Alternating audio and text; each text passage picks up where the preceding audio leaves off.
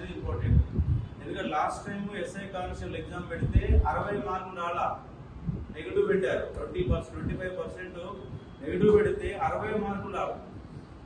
8 లక్షల మంది రాస్తే 60 మార్కులు వచ్చిన వాళ్ళు కేవలం 68,000 మాత్రమే. అప్లై చేసింది 8 లక్షలు, దాదాపు 7.5 లక్షలు రాసింది. 7.5 లక్షలు రాస్తే 65,000 మంది క్వాలిఫై. అంటే 8% మంది మాత్రమే క్వాలిఫై అయ్యారు. అంటే ఎస్ఐ కానిస్టేబుల్ పేపర్ స్టాండర్డ్స్ ఎటువంటి అర్థం చేసుకోవచ్చు, అంత టఫ్ గా ఇస్తుంది. ఫస్ట్ టైం టిఆర్ఎస్ గవర్నమెంట్ అధికారంలోకి వచ్చినప్పుడు కానిస్టేబుల్ ఎగ్జామ్ పెడితే చాలా మంది కానిస్టేబుల్ జాబ్ రాలా. కానీ కానిస్టేబుల్ ఎగ్జామ్ రాని వాళ్ళకి గ్రూప్ 2లో 250 మంది ఉద్యోగాలు. అంటే అన్నిటికంటే టఫ్ ఇంటర్మీడియట్ క్వాలిఫికేషన్ తో ఉన్నటువంటి forest beat officer constable paper tough ఉన్నాయి. ఎస్ఐ ఎగ్జామ్ టఫ్ ఉన్నది. అంటే గ్రూప్స్ పేరుతో ఉన్నటువంటి ఎగ్జామ్లు కనుక పోల్చినప్పుడు ఎస్ఐ కానిస్టేబుల్ కొంత టఫ్ గా వస్తున్నవి. ఆ స్టాండర్డ్ లో మనం ఎగ్జామ్ పెట్టకు ప్రయత్నం చేస్తాం. అట్లాగే రేపటి సంధి మనకు ఎస్ఐ కానిస్టేబుల్ కొత్త బ్యాచ్ స్టార్ట్ అవుతుంది. రేపు 10 గంటల డెమో ఉంటుంది. మీ మిత్రులు చెప్పే ప్రయత్నం చేయండి. ఆల్రెడీ ఇప్పుడు 100 మార్కులు దాటినంటే మీరు ఆల్రెడీ కోచింగ్ తీసుకున్న వాళ్ళే, పేపర్ చూద్దామని వచ్చిన వాళ్ళే ఉంటారు. దాదాపుగా టాపర్స్ అందరూ కూడా దాదాపు మాక్సిమం 90% ఎగ్జామ్ ప్రాక్టీస్ చేసే వాళ్ళందరూ కూడా ఆల్రెడీ లాస్ట్ టైం ప్రిపేర్ అయ్యి 4 మార్కులతో 5 మార్కులతో 10 మార్కులతో ఉద్యోగాలు పోయిన వాళ్ళే ఈసారి టెస్ట్ సిరీస్ పైన చూసి పెడతారు. అలాంటి వాళ్ళ కోసం దీంట్లో ఉన్నాయి. అలాగే మన యాప్ లో కూడా టెస్ట్ సిరీస్ అనేవి మనకు అందుబాటులో ఉంటాయి. రేపు మాత్రం 10 గంటలకి డెమో ఉంటుంది. ఏంటంటే ఎస్ఐ కానిస్టేబుల్ అలాగే ఫారెస్ట్ బీట్ ఆఫీసర్ 1393 ఉద్యోగాలతో ఇంకొక 1 మంత్ లోగానే కంపల్సరీ నోటిఫికేషన్ వస్తుంది. 100% వస్తుంది. ఎందుకంటే already Telangana public service commission chairman announce చేసింది. ఆల్రెడీ అనౌన్స్ చేసింది కాబట్టి కంపల్సరీ వస్తుంది. దానికోసం కూడా ప్రిపేర్ కాండి. ఫారెస్ట్ బీట్ ఆఫీసర్ సిలబస్ ఏముంటుందో ఎస్ఐ కానిస్టేబుల్ సిలబస్ అదే ఉంటుంది. ఆర్ఆర్బి సిలబస్ అదే ఉంటుంది.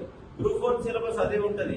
జీపీఓలో 30 మార్కులు తప్ప మిగతా సిలబస్ మొత్తం అదే ఉంటుంది. అంటే ఎప్పుడే కాన్సెప్ట్ ఇక్కడ arithmetic reasoning and general studies వీటి బేస్లో 7-8 ఎగ్జామ్లు ఉంటాయి. మీరు సీరియస్ గా ఒక 1 ఇయర్ పాటు కనుక బీ సీరియస్ గా ఎస్ఐ కానిస్టేబుల్ ప్రాసెస్ మొదలు పెడితే ఎగ్జామ్ అయిపోతే 1 ఇయర్ పడుతుంది పక్క. ఎందుకంటే ఫిలిమ్స్ ఎగ్జామ్ కావాలా, ఫిలిమ్స్ 3 నెలలు టైం ఇస్తాడు.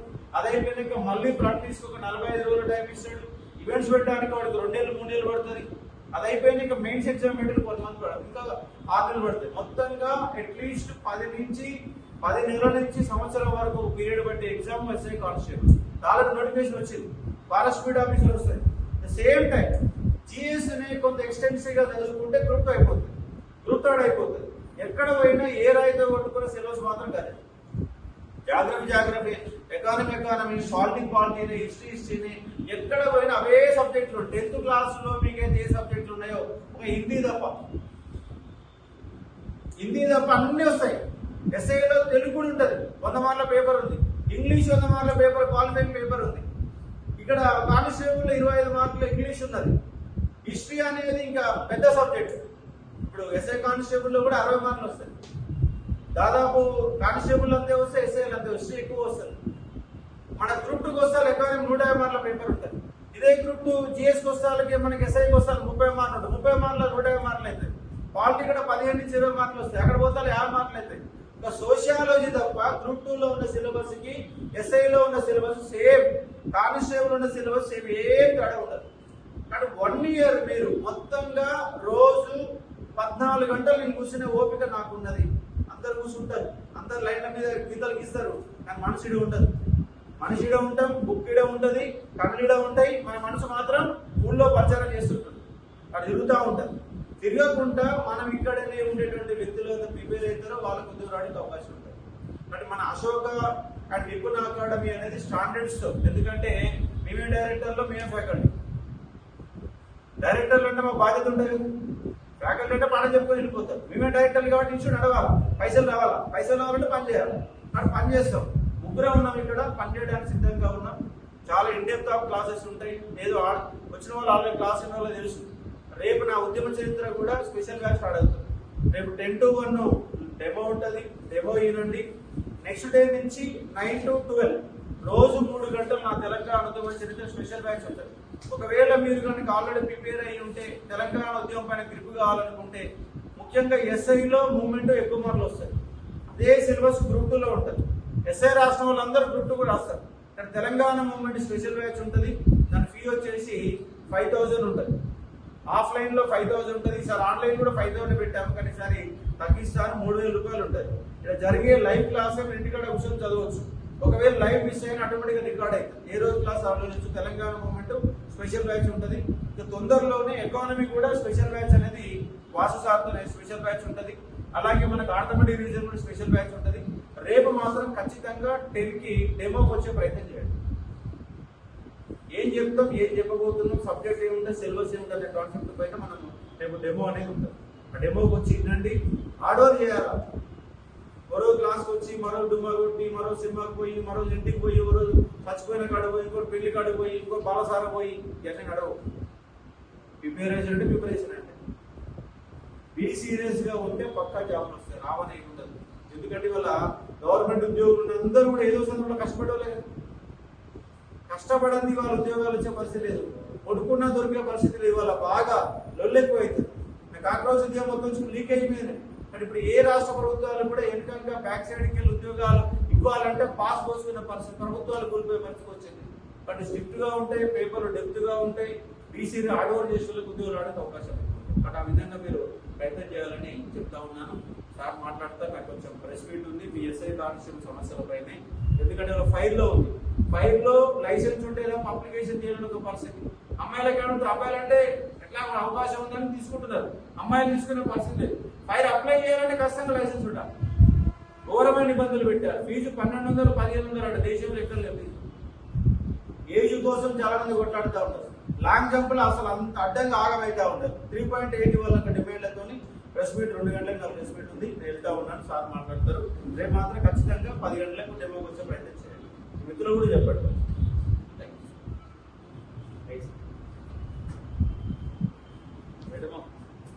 సార్ చెప్పారు కదా, ప్రిపేర్ వెల్, సీరియస్గా ప్రిపేర్ అవుతుంది. నెంబర్ 1. నెంబర్ 2, సో మనకి ఎవ్రీ వీక్ గ్రాండ్ టెస్ట్ అవుతాం. ఓకే, ఎవ్రీ వీక్ ఎంకరేజ్మెంట్ కోసం మా ప్రైజెస్ అనేవి to encourage. It is to encourage in front of all, అందరి ముందు ఒక ప్రైజ్ తీసుకోవడం అనేది ఒక అచీవ్మెంట్. కరెక్టేనా కాదు? అది ఎంకరేజ్ చేయడం కోసం ఎవ్రీ వీక్ మీకు ప్రైజ్ అయితే ఉంటాయేమో. ఫస్ట్ సెకండ్ వీక్ ఇచ్చాం కదా, నెక్స్ట్ వీక్ నుంచి ఫస్ట్ సెకండ్ థర్డ్ ముగ్గురికి కూడా ప్రైజెస్ ఉంటాయి. ఓకే, సో కాబట్టి మిమ్మల్ని మీరు మోటివేట్ చేసుకోండి. ప్రైజ్ రాలేదని అంటే డిప్రెస్ అవ్వదు, కానీ నాకు ఎందుకు రాకూడదని ఆలోచించండి. నెంబర్ 1. నెంబర్ 2, ఆల్రెడీ సిలబస్ అయిపోయిన వాళ్ళు ఎవరైతే ఉన్నారో, ఆల్రెడీ కోచింగ్ తీసుకున్న ఎవరైతే ఉన్నారో, మీరు ఇప్పటిదాకా ఎంత ప్రిపేర్ అయ్యారనేది మీకు ఈ పేపర్ అని చెప్తుంది. ఓకే, సో ఆ స్టాండర్డ్ ఆఫ్ క్వాలిటీ బట్టి మీకు అర్థమవుతుంది.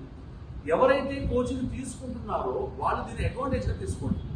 మీరు నేర్చుకున్న సిలబస్, మీకు అయిపోయిన సిలబస్ ఏదైతే ఉందో ఆ సిలబస్ లో వచ్చిన టాపిక్స్ నువ్వు చేయగలుగుతావు లేదా? ఎకానమీలో రివర్స్ అయిపోయాయి, జాగ్రఫీలో రివర్స్ అయిపోయాయి. ఆ రివర్స్ మీద క్వశ్చన్స్ వచ్చాయి, నువ్వు చేయగలిగావా లేదా? అర్థమెటిక్గా టైమ్ అండ్ వర్క్ అయిపోయింది, టైమ్ అండ్ వర్క్ వచ్చిన క్వశ్చన్ చేయగలిగావా లేదా? రీజనింగ్ లో సపోజ్ మిర్రర్ ఇమేజ్ అయిపోయింది, మిర్రర్ ఇమేజ్ మీద వచ్చిన క్వశ్చన్ చేసావా చేయలేదా? క్లాక్స్ అయిపోయింది, అయిపోయిన క్వశ్చన్ చేసావా చేయలేదా? ఓకే, లేకపోతే ఎకానమీలోకి వెళ్తే బడ్జెట్ సెషన్ అయిపోయింది. ఓకే, లేకపోతే ఇంకో టాపిక్ ఏదో అయింది, ఆ టాపిక్ మీద క్వశ్చన్ చేసావా చేయలేకపోతే రివ్యూ చేయాలి. మరి చాలా మంది స్టూడెంట్స్ చేసే అతి పెద్ద తప్పు గ్రాండ్ టెస్ట్ లో ఏంటి అంటే 3 గంటలు గ్రాండ్ టెస్ట్ రాస్తే వదిలిపెడేస్తారు. 3 గంటలు గ్రాండ్ టెస్ట్ రాస్తే 6 గంటలు గ్రాండ్ టెస్ట్ అనాలిసిస్ చేయాలి. కంపల్సరీగా 6 గంటలు అనాలిసిస్ చేయాలి. అంటే మీ దగ్గర ఉన్న 200 క్వశ్చన్లో ఏ క్వశ్చన్ అయినా సార్ ఇది అలవోగా నేను చేస్తాను, దీని గురించి ముందు ఇప్పుడు అర్థమెటిక్ రీజనింగ్ అనుకోమ్మా, ఓకే ఈ మోడల్ నేను అలవోగా చేస్తాను, దీని నియర్ బైలో ఇలా ఇవ్వచ్చు అలా ఇవ్వచ్చు అని చెప్పే పరిస్థితి ఉండాలి. జిఎస్ ఉంది అనుకోమ్మా, సార్ వాడు పలానా రివర్ అడిగాడు, లేదా పలానా ప్రాజెక్ట్ అడిగాడు, ఈ ప్రాజెక్ట్ రివర్ మీద కట్టాడు, ఈ రివర్ మీద పలానా ప్రాజెక్ట్ కూడా కట్టాడు, ఓకే దాని నుంచి ఇంత హైడ్రాలిక్ పవర్ సప్లై వస్తుంది, దానివల్ల ఇన్ని ఎకరాలకి మనం ఇరిగేషన్ కి అంటే వ్యవసాయానికి నీళ్ళు ఇవ్వగలుగుతున్నాము, ఎట్సెట్రా ఎట్సెట్రా, అది మొత్తం చెప్పగలుగుతారు. అంటే ఆ స్పియర్ చుట్టూ మనం చెప్పగలుగుతారు. ఈ పర్టికులర్ డేట్ ఇచ్చాడు, ఆ డేట్ నుంచి రెవెన్యూ ఎలా తీసుకోవాలి, అలా మొత్తం మీరు వర్కౌట్ చేయాలి. 2వ పాయింట్ గుర్తుపెట్టుకోండి. ఓకే, మీకు అయిపోయిన క్వశ్చన్స్ ఉంటాయి కదా, ప్రతి టెస్ట్ పేపర్ని తీసుకొని ఒక ఫైల్లో ఫైల్ చేయండి, ఇవాళ నుంచి స్టార్ట్ చేయండి. Okay, grand test first grand test కదా, ప్రతి గ్రాండ్ టెస్ట్ మన స్టూడెంట్స్ అయినా అవుట్ సైడ్ స్టూడెంట్స్ అయినా మన స్టూడెంట్స్ అయితే మనకి డైలీ ఎగ్జామ్స్ ఉంటాయి కదా, 2 ఎగ్జామ్స్, బట్ వేరే బ్రేక్ఫాస్ట్ లంచ్ గుర్తుపెట్టుకోండి. ఓకే, బ్రేక్ఫాస్ట్ టైంలో ఆటోమేటిక్ రీజన్ పెడుతున్నాం, లంచ్ టైంలో జిఎస్ పెడుతున్నాం కదా. ఓకే, ఈ టెస్ట్ అనేది ఒక ఫైల్ చేసుకోండి. గ్రాండ్ టెస్ట్ అనేది మీకు ఫైల్ చేసుకోండి. ఫైల్ చేసినప్పుడు మీ ఫైల్లో అంటే దాంట్లో మీకు ఏ క్వశ్చన్ అయితే మిస్టేక్స్ వచ్చాయో వాటి మీద రౌండ్ పెట్టుకోండి. సో ఏమవుతుందంటే నెక్స్ట్ టైం ప్రిపేర్ అయ్యేటప్పుడు మీరు క్విక్ రివిజన్ చేసినప్పుడు ఏవి పోయాయో మళ్ళీ కూడా అవకాశం ఉంటుంది. కానీ ఫాస్ట్గా తక్కువ టైంలో రివిజన్ చేయాలనుకున్నప్పుడు ఆ క్వశ్చన్స్ రివ్యూ చేసుకుంటారు. ఓకే, ఇప్పుడు ఏదైనా ఒక పర్టికులర్ కాన్సెప్ట్ ఎక్కువ డేటా పోయింది అనుకుంటే సో అక్కడక్కడే బ్యాక్ సైడ్ ఏమైనా ఖాళీ ఉంటే దాంట్లో లేదంటే ఒక వైట్ పేపర్ అటాచ్ చేసుకోవడం, అటాచ్ చేసుకుంటే ఇంపార్టెంట్ పాయింట్స్ రాసేసుకోండి. దాంట్లో మీకు పోయిన మిస్టేక్స్ ఏంటి, దాని నుంచి మీరు నేర్చుకోవాల్సిన పాయింట్స్ ఏంటి అని నేర్చుకోండి. అవన్నీ దాన్ని స్టాపిల్ చేసుకొని ఒక ఫైల్ చేసేసుకోండి. సో ఇదేమవుతుంది మనకి ఇప్పటి వరకు మొన్న ఇచ్చాడు ఎగ్జామ్ అప్లికేషన్ డేట్ సెప్టెంబర్ 9 వరకు ఇచ్చాడు కదా ఎస్ఐ కానిస్టేబుల్. ఓకే, సెప్టెంబర్ 9 వరకు ఇంకా అప్లికేషన్ టైం ఇచ్చాడు అంటే అక్కడ నుంచి కనీసం 4 months లేదా 3 months కనీసం మనకి ప్రిలిమ్స్ ఉంటుంది. ఇంకా డేట్ అనౌన్స్ చేయలేదు, కనీసం 4 months ఉంటుందమ్మా. అంటే సెప్టెంబర్, అక్టోబర్, నవంబర్, డిసెంబర్ అంటే we can expect the exams by the end of December or January. జనవరి అంటే మోస్ట్లీ పొంగల్ తర్వాత ఇస్తాడు, పొంగల్లో తోలుకోవచ్చు. ఓకేనా, అంటే మనకి 4-5 months ఉంది. ఓకే, 2 months కి 9 Sundays వస్తాయి మనకి ఇన్ సెంటర్. అంటే 4 months కి 18 + 4 23. సో ఇది దీంతో కలుపుకుంటే 23 to 25 గ్రాండ్ టెస్ట్ మీరు అటెంప్ట్ చేస్తారు.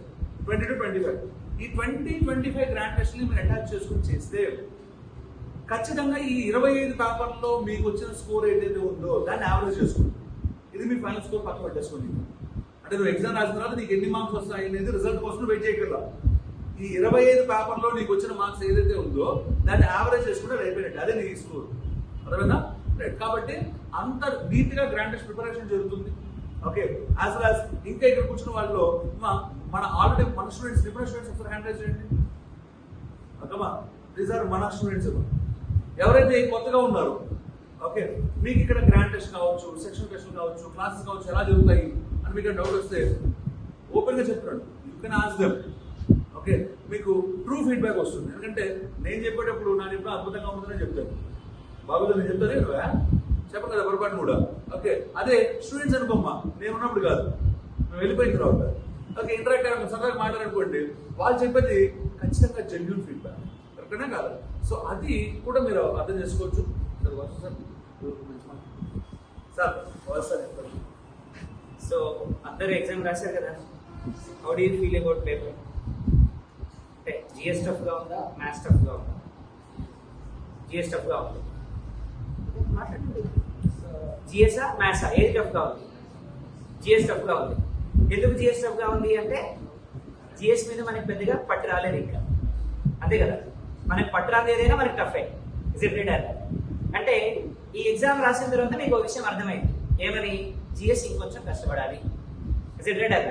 సో మరి జిఎస్ కష్టపడాలంటే ఎలా కష్టపడాలి? ప్లాన్గా కష్టపడాలి. Is it reader.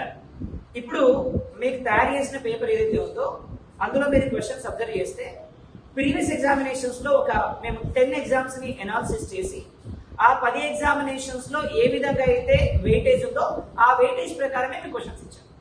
లైక్ జోగ్రఫీలో ఒక 15-20 క్వశ్చన్స్ వస్తున్నాయి, అవి ఇచ్చాము. తర్వాత క్వాలిటీలో ఒక 18-19 క్వశ్చన్స్ వస్తున్నాయి. అలా అంటే ఇప్పుడు మనం తయారు చేసినటువంటి పేపర్ ఏదైతే ఉందో ఆ పేపర్ అనేది ప్రీవియస్ ఎగ్జామినేషన్స్ ని పోలి ఉన్నటువంటి పేపర్. క్వశ్చన్స్ మనం చెప్పట్లేదు, ప్యాటర్న్ మనం చెప్తున్నాం. ఇస్ ఇట్ రైట్ అన్నాడు? ఎందుకంటే ఒక ఎక్స్పర్ట్ ఫ్యాకల్టీ పేపర్ తయారు చేయడానికి లేదు ఎవరో పేపర్ తయారు చేస్తే ఎగ్జామ్ పెట్టడానికి చాలా డిఫరెన్స్ ఉంటుంది. ఇస్ ఇట్ రైట్ అన్నాడు? అంటే సబ్జెక్ట్ చెప్పే వాళ్ళకి సబ్జెక్ట్ లో క్వశ్చన్స్ ఏ విధంగా వస్తాయో మనకు తెలుస్తుంది. ఇస్ ఇట్ రైట్ అన్నాడు? సో మీరు ఫర్ ఎగ్జాంపుల్ బయట ఎక్కడైనా ఎగ్జామ్ రాసినప్పుడు 150-160 మార్కులు వచ్చినాయి అనుకోండి, సో ఇక్కడ 100 మార్కులతో సమానం. మీకు అర్థమైంది నేను చెప్పింది? ఎందుకంటే సబ్జెక్ట్ ఎక్స్పర్ట్స్ ఎవరైతే ఉన్నారో వాళ్ళు పేపర్ తయారు చేసినప్పుడు ఆటోమేటిక్ గా ఎగ్జామినేషన్ కి తగ్గట్టుగా క్వాలిటీ ఆఫ్ పేపర్ ఇవ్వాలనుకుంటారు. ఇప్పుడు ఫర్ ఎగ్జాంపుల్ మీకు 200కి 150 మార్కులు వచ్చే పేపర్ ఇచ్చినా మాకు వేస్ట్. నేనేమంటున్నాను, మీకు ఏం చేయాలి అంటే మేము ముందే ఎక్కడైనా ఈతగలగడం నేర్పియాలి. అంటే ఎక్కడైనా ఏ పనైనా చేయడం నేర్పియాలి. ఇస్ ఇట్ రైట్ అన్నాడు? అంటే ఇప్పుడు ఫర్ ఎగ్జాంపుల్ మీకు నేర్పించిన స్విమ్మింగ్ కాలువలో చేసి అదే నదిలోకి వెళ్ళి చేయలేకపోయారనుకోండి, వేస్ట్ కదా. ఇస్ ఇట్ రైట్ అన్నాడు? అదే ముందే మనం నదిలో నేర్పించామనుకోండి, రేపు ఎప్పుడైనా కాలువలో పడ్డారు, ఈజీగా. ఇస్ ఇట్ రైట్ అన్నాడు? మా ఇంటెన్షన్ అది, మా ఉద్దేశం అది. దానికోసమే మనం ఇలాంటి క్వశ్చన్స్ తో మనం ఎగ్జామ్ పెడతాం. ఓకేనా? సో మోస్ట్లీ సారు మ్యాథ్స్ కి సంబంధించిన క్వశ్చన్స్ ఉంటే మీకు తర్వాత అడగండి, చెప్తారు. సో జిఎస్ లో కూడా మీకు ఏమైనా క్వశ్చన్స్ డౌట్స్ ఉంటే తర్వాత నన్ను అడగండి, నేను చెప్తాను. రైట్? సో రెగ్యులర్ గా మనకి రోజు 2 టెస్టులు కండక్ట్ చేస్తాం మనం. సో ప్రతిరోజు మార్నింగ్ మ్యాథ్స్ టెస్ట్ కండక్ట్ చేస్తాం, అర్థమెటిక్ ఒక రోజు, రీజనింగ్ ఒక రోజు, మధ్యాహ్నం రోజు ఒక జిఎస్ టెస్ట్ కండక్ట్ చేస్తాం. అంటే ఒకరోజు జాగ్రఫీ, ఒకరోజు కరెంట్ అఫైర్స్, ఒకరోజు హిస్టరీ, ఒకరోజు పాలిటీ. సో వారంలో 7 రోజులు ఉంటే 6 రోజులు డైలీ టెస్ట్లు ఉంటాయి, రోజు 2 పేపర్లు ఉంటాయి, ఎవ్రీ సండే గ్రాండ్ టెస్ట్ ఉంటాయి. ఓకేనా? సో ప్రతి గ్రాండ్ టెస్ట్ మీకు ఫ్రీనే, మీరు ప్రతి గ్రాండ్ టెస్ట్ రాయొచ్చు, నో ప్రాబ్లం. అంటే మన స్టూడెంట్స్ రాయొచ్చు, బయట వాళ్ళు కూడా రాయొచ్చు. సో మీరు బేస్డ్ ఆన్ పేపర్ క్వాలిటీ మీ ఫ్రెండ్స్ కి కూడా చెప్పండి. ఓకేనా? Right, all the best. మన అల్టిమేట్ గోల్ ఒకటే, నెక్స్ట్ 2027 ఆగస్టు 15 యూనిఫామ్ తో మన డిపార్ట్మెంట్ లో మనం చేసుకోవాలి. That is our target. ఓకేనా? Thank you.